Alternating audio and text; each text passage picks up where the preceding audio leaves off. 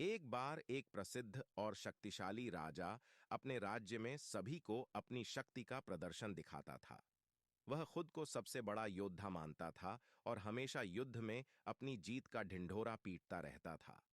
एक दिन उसने अपने दरबारियों से कहा, क्या कोई ऐसा है जो मेरी बराबरी कर सके, जो मुझसे अधिक शक्तिशाली हो? इस पर दरबारियों ने किसी को जवाब नहीं दिया, क्योंकि सभी जानते थे कि राजा को चुनौती देना आसान नहीं था। राजा ने फैसला किया कि वह अपनी शक्ति का परीक्षण करने के लिए दूर के जंगल में जाएगा, जहां कोई नहीं रहता। वह अपनी तलवार लेकर जंगल में गहरी यात्रा पर निकला। रास्ते में उसे एक साधु मिला जो अपने आश्रम में बैठा ध्यान कर रहा था।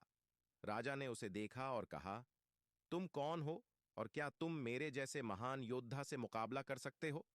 साधु ने उसे शांतिपूर्वक देखा और कहा, साहसी राजा, मैं कोई योद्धा नहीं हूं, परंतु तुम्हें अपनी शक्ति का सही मायने समझने में मदद कर सकता हूं।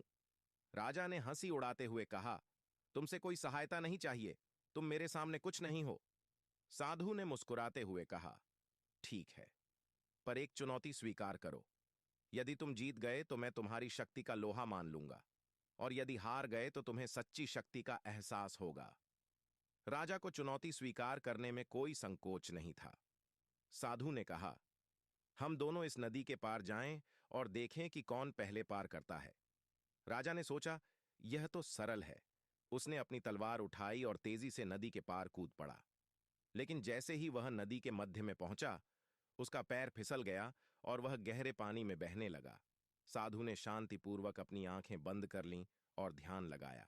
वह धीरे धीरे पानी की धारा को पार करते हुए राजा के पास पहुंचा और उसे बचा लिया। राजा पूरी तरह से हैरान था। उसने साधु से पूछा, तुमने यह कैसे किया? तुम्हारे पास तो कोई शक्ति नहीं थी।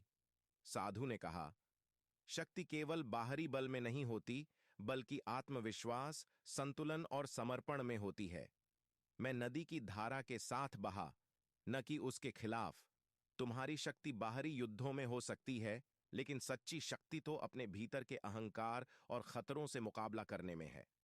राजा ने साधु की बातों को आत्मसात किया और सोचा कि उसने हमेशा बाहरी शक्ति को ही सबसे बड़ा माना, जबकि सच्ची ताकत तो भीतर से आती है।